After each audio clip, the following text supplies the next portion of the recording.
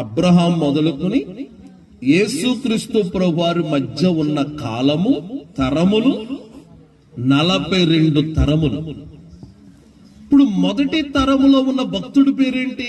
ఇస్సాకు. ఇప్పుడు మొదటి తరములో ఉన్న ఇస్సాకుకి 42వ తరములో వచ్చిన యేసు ప్రభుకి మధ్య సంబంధం ఏమిటి? అసలు మత్తయి భక్తుడు యేసుక్రీస్తు ప్రభువారి వంశావళి గురించి చెప్తూ అబ్రహాము ఇస్సాకు కనెను అనే మాటతో ఆయన వంశావళి ఎందుకు ప్రారంభించబడిందో మనకు తెలియాలి.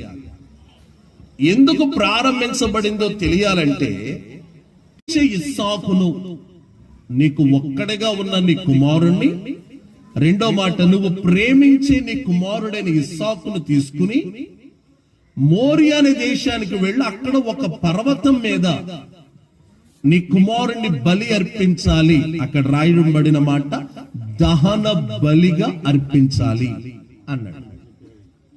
ఈ మాట తండ్రి అయిన అబ్రహాము వినగానే మరొక మాట తన నోటి నుంచి ఏమి రావడం లేదు.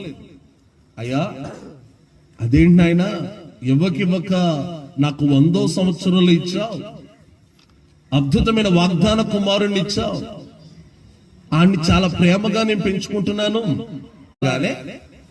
ఇద్దరిని పనివారిని సమకూర్చుకుని దహన బలి అర్పించడానికి అవసరమైన కట్టెలను పేర్చి మనము మోరియా దేశానికి వెళ్ళబోతున్నామని చెప్పి అక్కడి నుంచి తన ఇంటికాడి నుంచి బయలుదేరాడు. దేవుడు చెప్పిన మాటను అబ్రహాము ఆలస్యం చేస్తున్నాడా? ఏమండి, నా మాటలు మీకు అర్థమవుతున్నాయా? రాత్రి దేవుడు మాట్లాడితే తెల్లవారుగానే బయలుదేరిపోయాడు. ప్రభు నేను ఆలోచించుకుని నా నిర్ణయం ఏంటో నీకు చెప్తానని అన్నాడా? మనమైతేనా అందరితో నేను ఆలోచించి నిర్ణయం తీసుకోవాలని అంటాను. ఆలోచించుకోలేదు, ఆలోచించుకోవడానికి సమయాన్ని తీసుకోలేదు.